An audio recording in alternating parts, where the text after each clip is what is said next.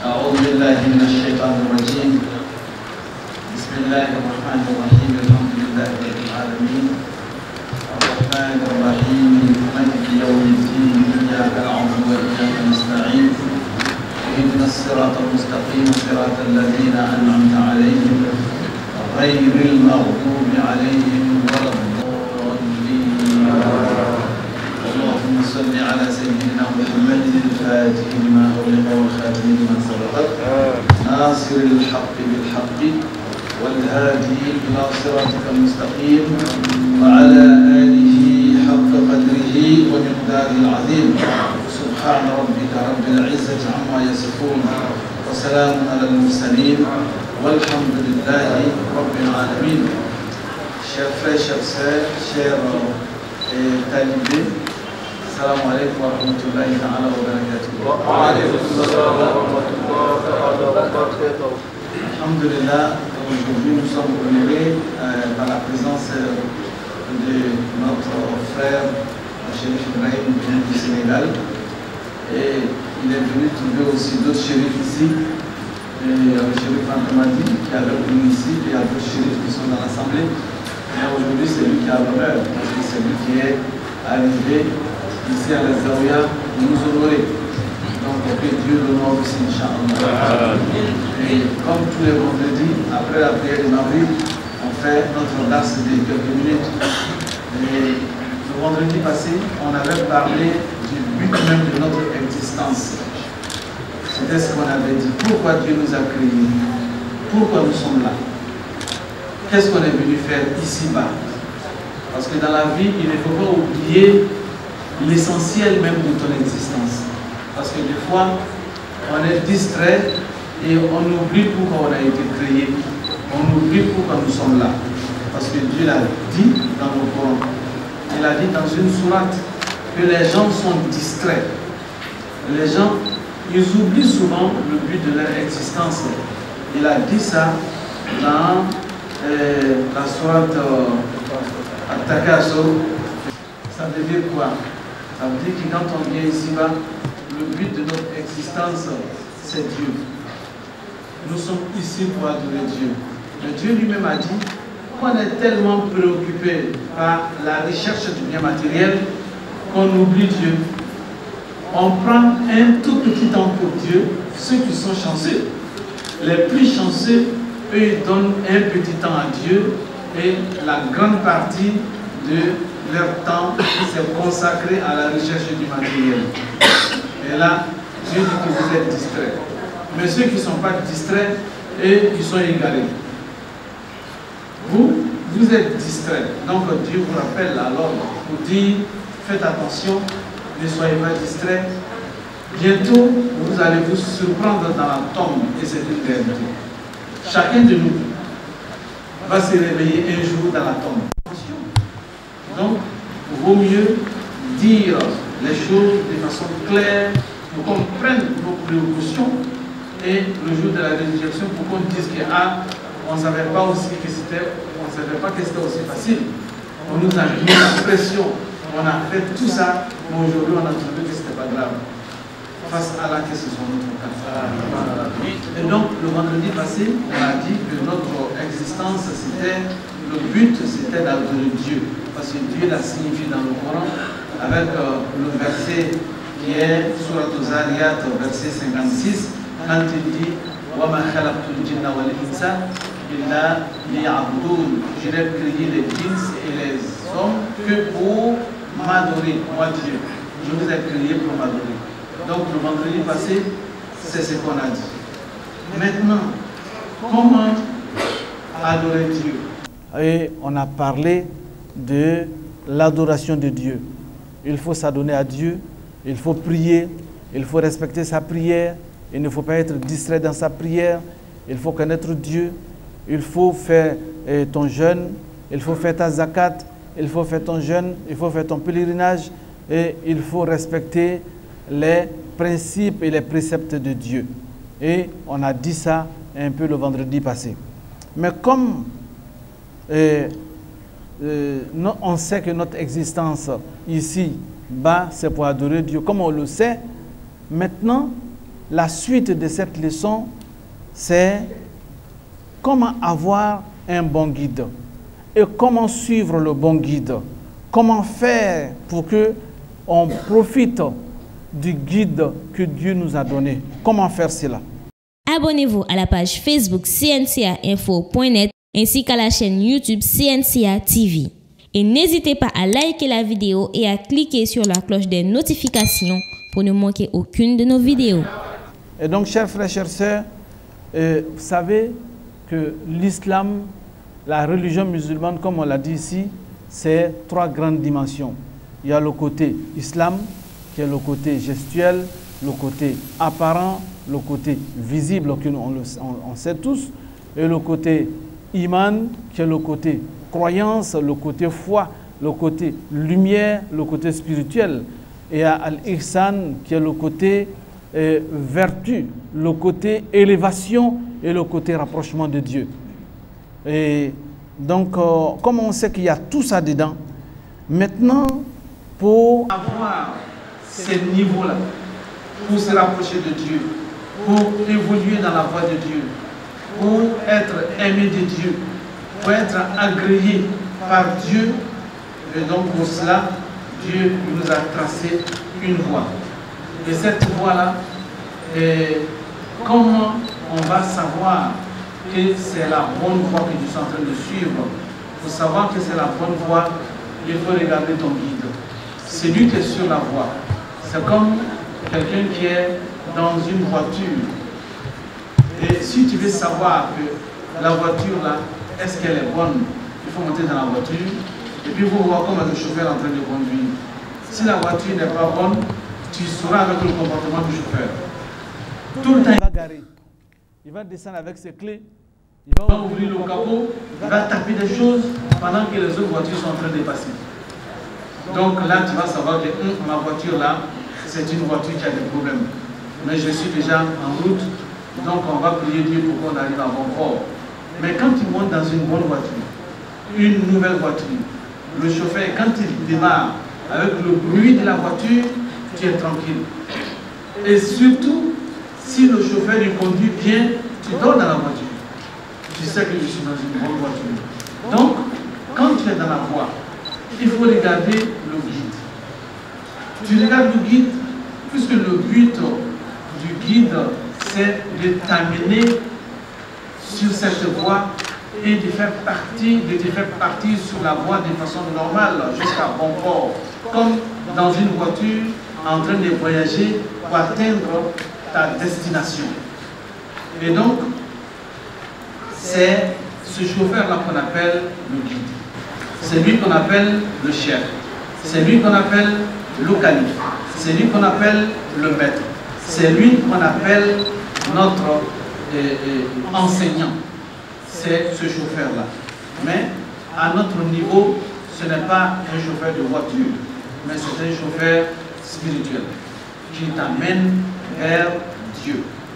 Et donc, si tu prends un bon guide, et ce guide-là, il va conduire le bateau spirituel et vous allez traverser les vagues ensemble. Vous allez traverser les difficultés ensemble et vous allez passer les nuits ensemble. Le vent va souffler pendant que vous êtes ensemble et quand il va faire beau temps et vous allez être tranquille avec lui et vous allez avancer ensemble correctement. C'est celui-là qu'on appelle le guide spirituel. Et ce guide spirituel, il va te faire, quand on y va te faire avancer, vous allez traverser les moments difficiles ensemble, les moments compliqués ensemble, les nuits et les jours ensemble. Ça veut dire qu'il y a des comportements que vous allez essayer de se débarrasser de cela. C'est ça la difficulté. Les comportements qui nous rendent malades, des comportements qu'on considère comme des maux de l'âme. C'est une maladie qui nous fatigue spirituellement. En commençant, et ce sont des comportements qui nous rabaissent. Quand tu as le chapelet, tu dis que je suis Tijane, il y a des comportements, quand on constate ça en toi, ça te rabaisse. Mais quand tu n'as pas ça, avec ton chapelet, tu es élevé progressivement jusqu'au niveau de la réalisation spirituelle. Mais le comportement qui rabaisse, ça commence par quoi? On va prendre les livres élémentaires. Par exemple, Al-Bourdou. Al-Bourdou, c'est la haine contre ton frère, contre ta soeur. Être haineux, méchant. Un homme qui a le chapelet, mais qui a la haine de son frère qui a le chapelet, qui a la haine de sa soeur qui a le chapelet, et ce dernier, son évolution va s'arrêter. C'est ça la maladie. Parce que quand tu es malade, comme je l'ai dit ici il y a peut-être 2 vendredis, quand tu es malade, et si on te donne la sauce graine ou on te donne la sauce arachide, ça ne va pas avec toi. Parce que tu es malade. Il faut qu'on enlève tout ça. Pas de gras, pas de sucre, pas de sel, rien. Toi, tu dois manger comme ça. Pendant que les autres sont en train de bien manger. Donc, toi, tu es malade. Donc, quand tu es malade spirituellement, tu n'évolues plus. C'est vrai, tu peux porter les grands boubous, tu peux attacher les turbans, tu peux prendre le long chapelet. Les gens vont te dire, ah, tu es grand, ah, tu es un chef. Mais toi-même, tu sais très bien au fond de toi que tu n'évolues pas. Tu le sais. Qu'est-ce qui fait ça? C'est la haine que tu as dans ton cœur contre ton frère. Ça te bloque. Ça, c'est ton chair qui va te faire avancer cela.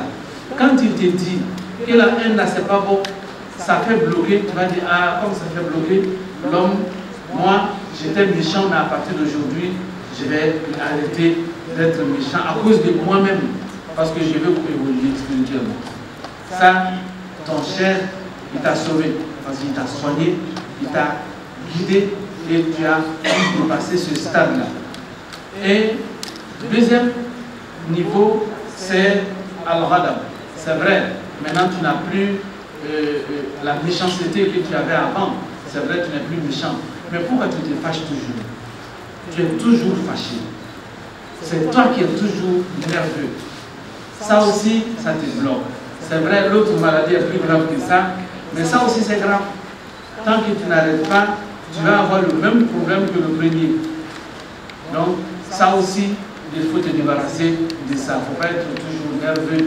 Toujours, c'est toi qui es fâché, qui es prêt pour attaquer les gens. Toujours, non. Si Dieu voit ça en toi, spirituellement, tes frères qui sont avec toi, qui ne sont pas comme ça, quand ils prennent le chapelet, un tour, alhamdoulilah, ils sont tranquilles, ils font des bons rêves, ils sont bien avec Dieu, ils sont heureux. Parce que le bonheur, ce n'est pas beaucoup d'argent. Le bonheur, c'est ce qui est ici. C'est ce qui est ici. Dans ton cerveau, dans ta tête et dans ton cœur. C'est ça qui est le bonheur. C'est comme les enfants. Quand tu prends un enfant de 2 ans, 3 ans, est-ce qu'il a l'argent? Non, non, non. Même si c'est un héritier, en tout cas, avec 2 ans, 3 ans, il n'a pas d'argent. Mais quand tu prends 2, 3 enfants, tu les mets ensemble qui ne se connaissent pas. Ils ne se sont jamais rencontrés. Les parents se connaissent, mais les enfants ne se connaissent pas. Mais quand les enfants là se voient, qu'est-ce qu'ils vont faire? Ils vont commencer à se parler à l'oreille. On ne sait pas ce qu'ils se disent. Les enfants, quand ils se voient, ils vont parler quelque chose. Et puis ils vont commencer à rire. Ils vont commencer à courir. Ils vont créer le bonheur. Tout de suite. Pendant que les grands, ils sont assis, en train de se regarder méchamment. Eux, ils sont dans le malheur. Les enfants sont dans le bonheur. Donc c'est ça le bonheur. Ce qui se passe dans ta tête, ce qui est dans ton cœur, c'est ça le bonheur. Même si tu as l'argent dans ta poche, tu as la méchanceté dans ton cœur, tu es malheureux. Même si tu as l'argent dans ta poche, tu es nerveux. Mais si tu ne fais pas attention, tu vas avoir des problèmes de santé. Donc tu es malheureux. C'est quelqu'un qui n'a rien dans la poche, mais qui a ton chapelet, qui est content, qui a la paix intérieure, mais il a le bonheur que toi. Donc ça, c'est une maladie. Et troisième, c'est ce qu'on appelle al-kibriya. Quelqu'un qui veut se faire grand. Il pense que c'est lui qui est le plus grand que tout le monde. Quand il arrive, quand il regarde les gens, il minimise tout le monde. Il regarde les gens, il dit, ceux-là, ils sont rien à côté de moi. savent pas que moi je suis un descendant de Samori Touré? Comme ils ne savent pas, moi-même je vais me montrer. Il va marcher sur les gens comme ça, boum, boum. On dit, mais c'est qui ça? On dit, ah, on ne connaît pas. On dit, mais toi, il y a quoi? Il dit, moi je suis descendant de Samori Touré. Ah, donc, laissez-lui pas, il va prendre le couteau ici, il est contre nous. Mais non, spirituellement, c'est pas bon. Il ne faut pas penser que c'est toi qui es le plus grand.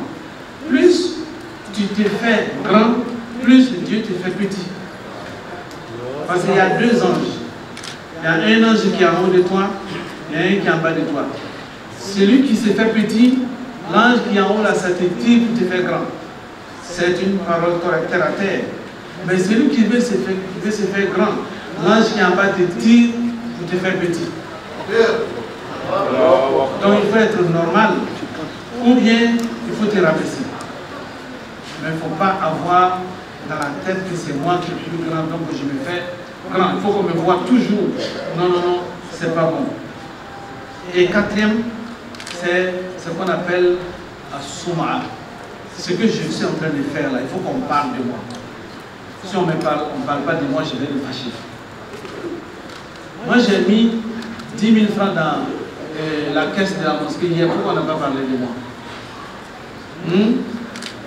Je suis fâché parce qu'on n'a pas parlé de moi. Ou bien j'ai donné quelque chose à un pauvre hier. Le pauvre il ne m'a même pas dit merci. Il est parti, mais où il est? On dit voilà, il vient ici. Hier, ce que je t'ai donné là, pourquoi tu ne m'as pas dit merci? Il faut me donner mon argent. Le pauvre va dire pardon, j'ai déjà mangé quelque chose dedans. Tu as eu la chance. Prochainement, s'il te donne quelque chose, si tu ne me dis pas merci en public, tu vas voir. Lui, il veut entendre ce qu'il fait. Ça, c'est pas bon. Parce que si tu as ça dans ton cœur, ça te bloque. Tant qu'on va te dire merci, ah, il a fait ça, il a fait ça, il a fait ça, c'est ça qui est pour toi. Pour Dieu, là, c'est fini. Dieu n'a plus rien dedans. Et cinquième, Ariao. Quelqu'un qui veut se montrer. Lui, il ne veut pas se faire grand, mais il veut se montrer. Mais il fait semblant, comme il est petit, mais il veut se montrer. Il veut qu'on le voit.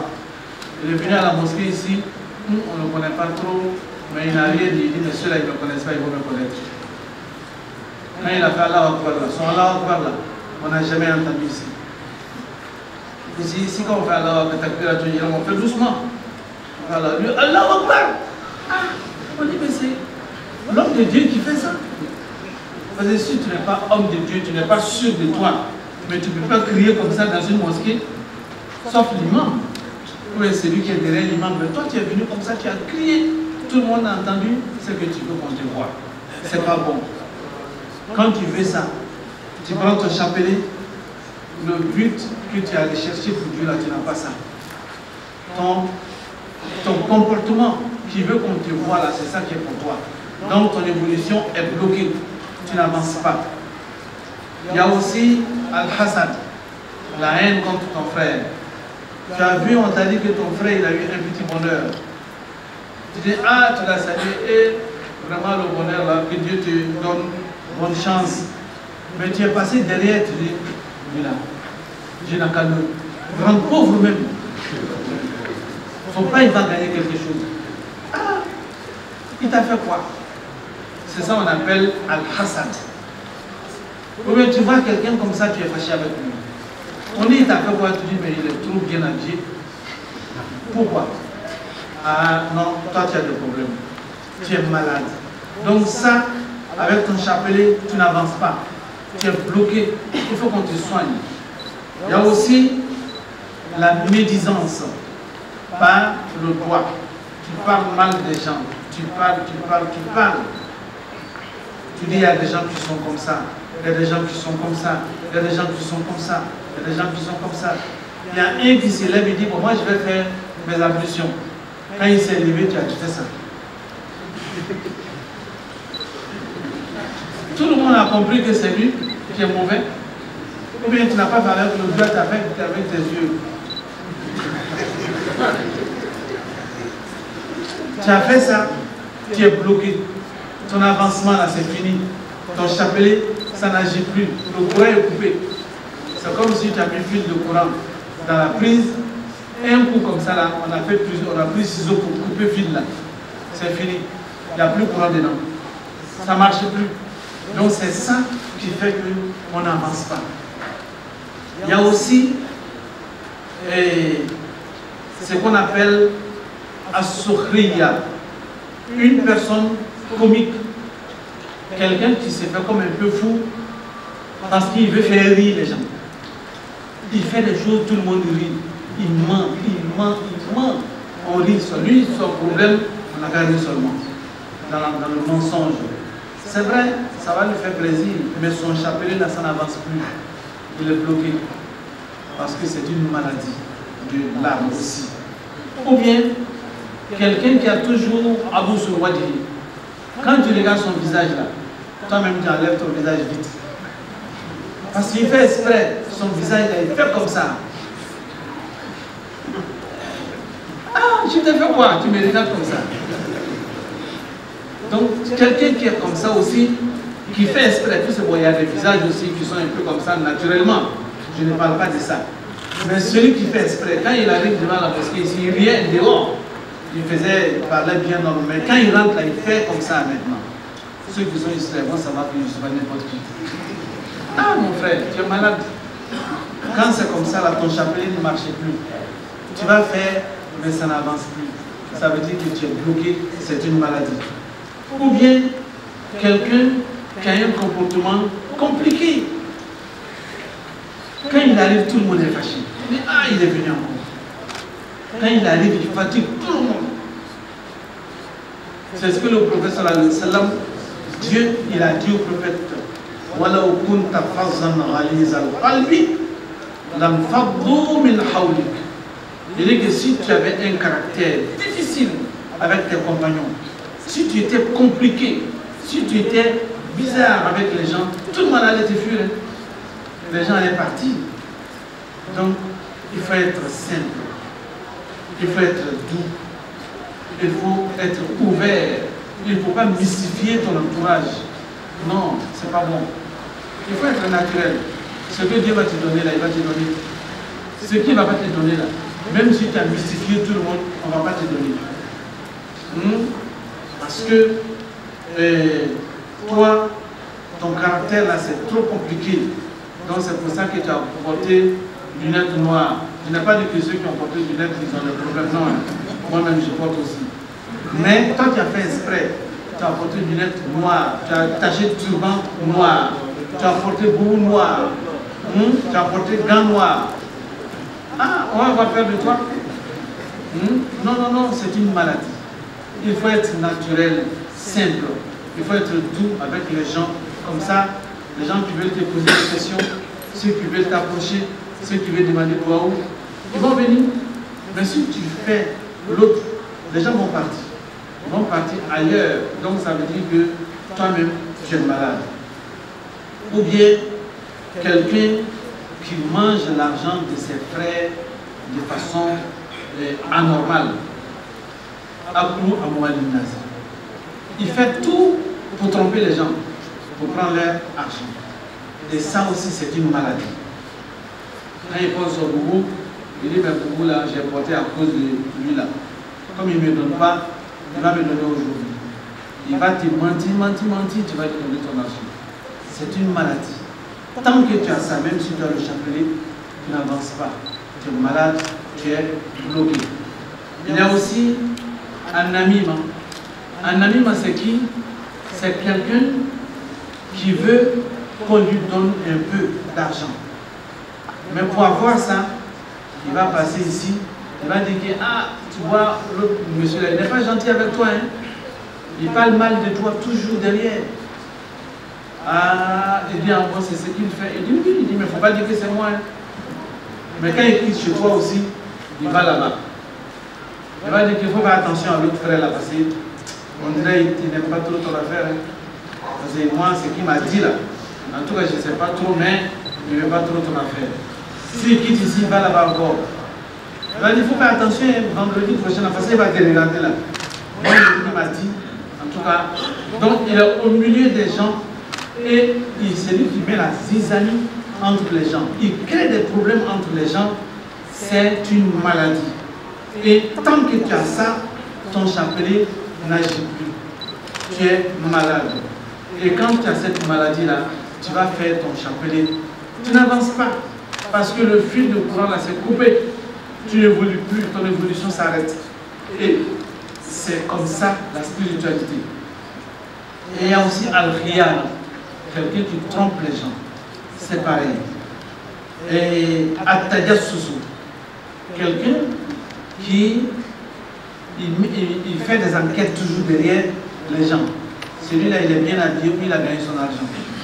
Il va dans ton quartier, il va demander les gens, est-ce que vous me connaissez? Est-ce que c'est comme ça? Tout ça, c'est pour gâter ton nom. Et là aussi, c'est une maladie. Et maintenant, ce qui est plus grave, c'est Ashirku Billahi. Associer quelqu'un, un autre Dieu, à notre Dieu. Avoir deux dieux, comme je l'ai dit ici un jour. Il y a des gens qui ont des petits dieux dans leur valise. Il y a des gens qui ont des petits dieux dans leur caisse. Il y a des gens qui ont des petits dieux dans leur maison. Il y a une maison, la personne ne rentre là-bas. On est ici, c'est maison des garçons. Alors que c'est un musulman, il va à la mosquée, il fait la prière, mais il y a une maison là, personne ne rentre là-bas. Mais il y a quoi là-bas? Il y a quelle maison où personne ne peut rentrer là-bas? C'est lui celui qui connaît. Donc, ce qui est là-bas, là, ce n'est pas Dieu. C'est lui-même son Dieu. Donc, quand tu fais ça là, ton chapelet, là, c'est plus grave même. Là, ton chapelet, mais on t'a arraché ton chapelet. Les autres, le fil là, c'est coupé. Mais pour toi, là, on a jeté le fil. Tu n'as plus rien. Donc, il faut arrêter ça. Automatiquement, ce qui est dans la maison, les points, les deux pour jeter. Ce qui est dans le sac là, dans la valise là, enlève pour jeter. Tant que ça est là, tu n'avances plus et tu n'évolues plus et tu es malade. Donc, avoir un guide, c'est quelqu'un qui va t'enseigner tout ça. Parce que des fois, on ne sait pas. Hein. Il y a des choses qu'on fait, on pense que c'est simple. On pense que, bon, de toute façon, je suis musulman déjà, quand je fais ça, ça peut aller. Non, ça ne va pas. Et surtout, quand tu prends le chapelet, ça ne va plus. Il faut absolument arrêter cela. C'est ce qu'on appelle tasfiyatun nafsi, purifier l'âme des gens qui ont pris le chapelet.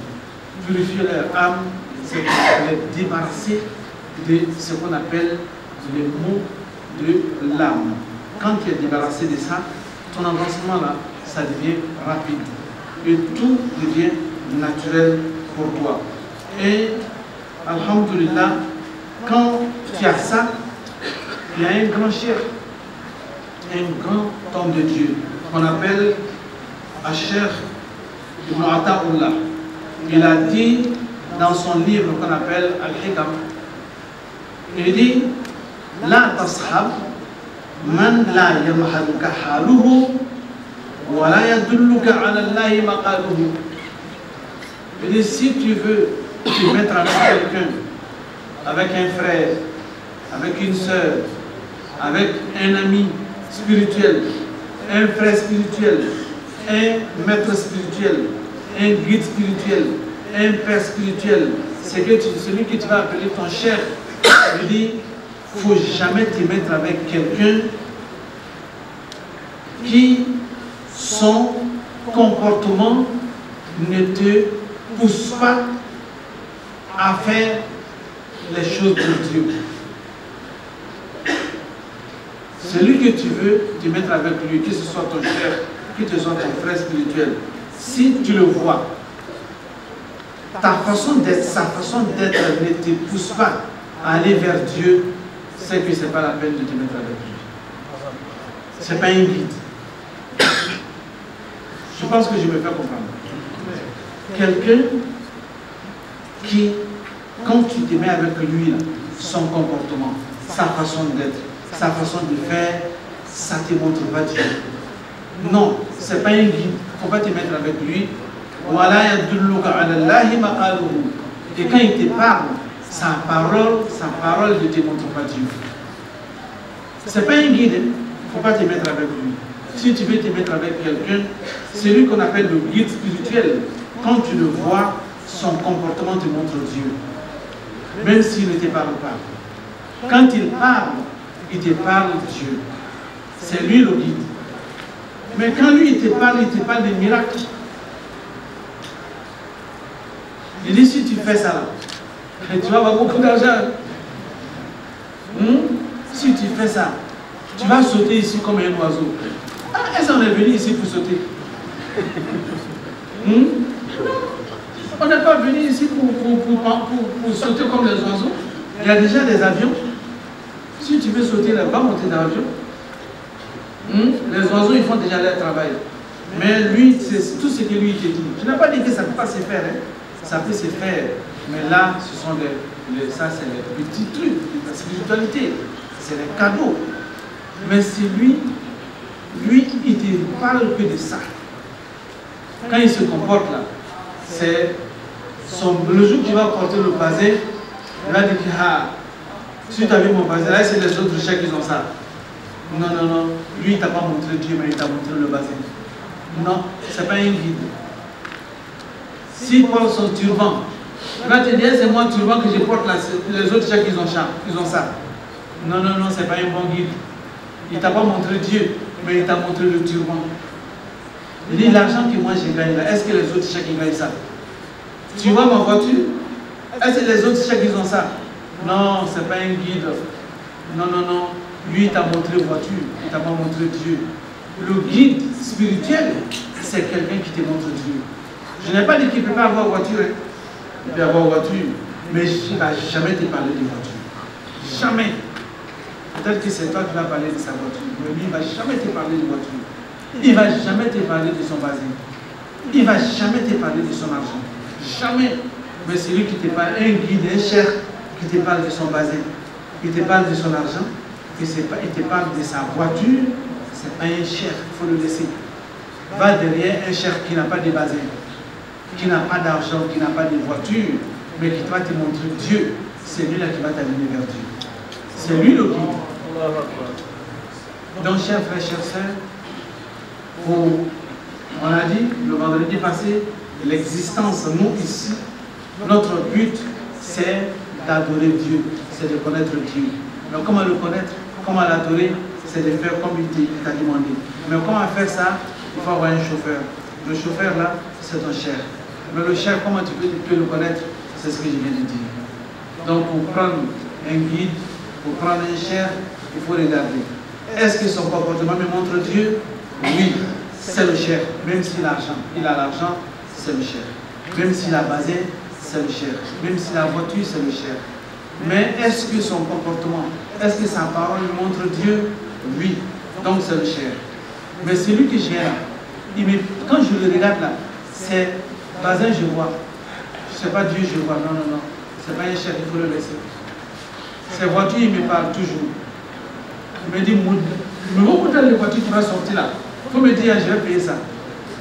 C'est moi, je vais être premier à payer ça avant tous les chers.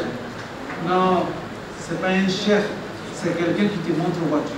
Donc, chers frères, chères sœurs, voici l'enseignement de ce vendredi. Donc, chacun de vous va savoir pourquoi il est ici. Je suis là pour adorer Dieu. C'est vrai, je cherche un peu d'argent pour payer mes factures, pour payer de l'eau, pour payer manger pour ma famille, pour ne pas rester dans le bois aussi. Il faut travailler aussi, hein, parce que le prophète Mohammed sallallahu alayhi wa sallam, quand il a parlé des gens qui travaillent pour nourrir leur famille, il a bien parlé d'eux. Inch'Allah, une autre fois, on va parler de l'importance de ceux qui s'occupent bien de leur famille. Il y a ça aussi.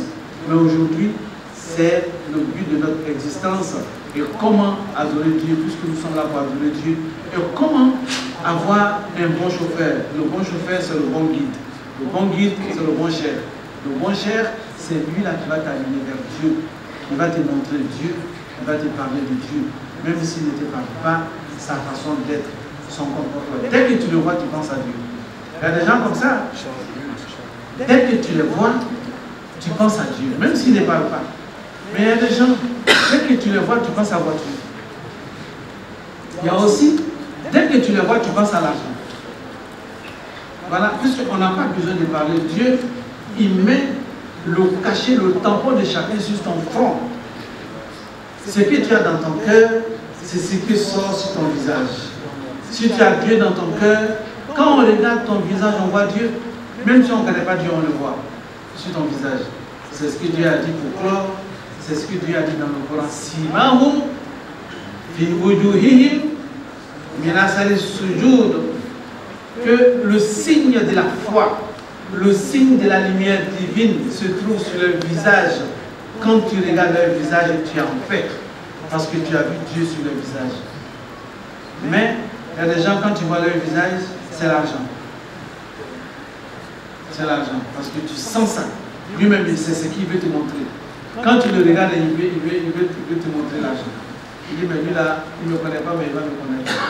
J'en ai beaucoup. Oui, lui il en a. Mais toi, tu as Dieu. Simahum fi wujuhihim min asari sujud. Chers frères, chers sœurs, voilà comment on doit faire notre cheminement spirituel. Ce n'est pas compliqué. Si tu veux le vrai, tu as ça. Si tu veux aussi le faux, tu as ça. Et c'est ce que Dieu il a dit dans le Coran que Fahadaynahu najdaini falaqtahama al-aqaba. Il dit la voie droite, la voie gauche est tracée. La bonne voie, la mauvaise voie aussi est tracée. Chacun de vous a la voie, à l'intelligence de faire son choix. Si tu choisis la mauvaise voie, ça te regarde. Si tu choisis la bonne voie, ça te regarde. Ça, on ne peut pas mettre ça au compte de Dieu. C'est toi-même qui fais ton choix parce que tu es doté d'une intelligence. Tu peux faire ton choix. Chers frères, chères sœurs, faisons le bon choix pour avancer vers Dieu, Inch'Allah, pour que notre cheminement soit couronné de succès ici-bas et dans l'au-delà. Assalamu alaikum wa rahmatullahi ta'ala wa barakatuh.